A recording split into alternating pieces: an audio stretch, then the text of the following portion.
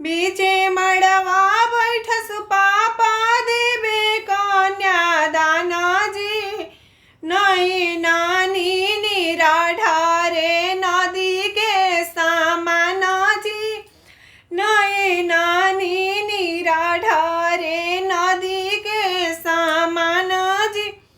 घरवाया गनमा के बेटी सिंगारा जी। घरवाया गनमा के बेटी मोरे सिंगारा जी। कैसे अपना धिया के करी कन्यादान जी। कैसे अपना बेटी के करी कन्यादान जी।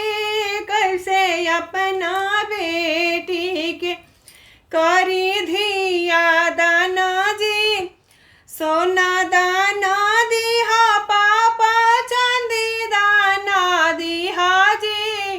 सोना दाना करिहा पापा चांदी दाना करिहा जी। अपना दुलारी धिया दाना जानी करिहा जी। अपना दुलारी बेटी दाना जानी करिहा जी। अपना दुलारी बेटी बीचे मड़वा बैठस चाचा देवे कन्यादान जी।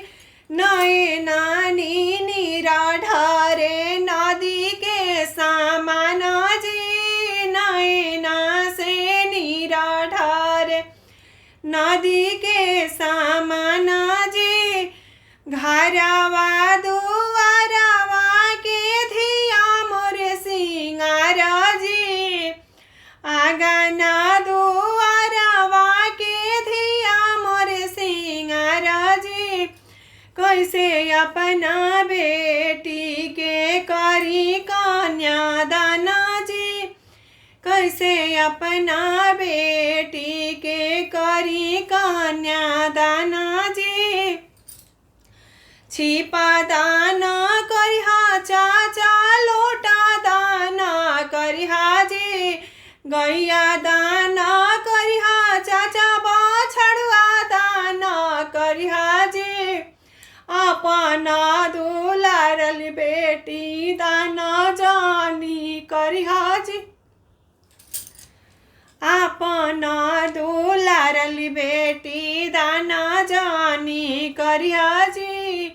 अपना दुलारल बेटी दान जानी करिहा जी। बीचे मड़वा बैठस भैया देवे कन्यादान जी।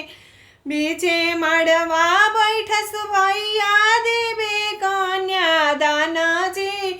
नए नानी निराधारे नदी के समान जी।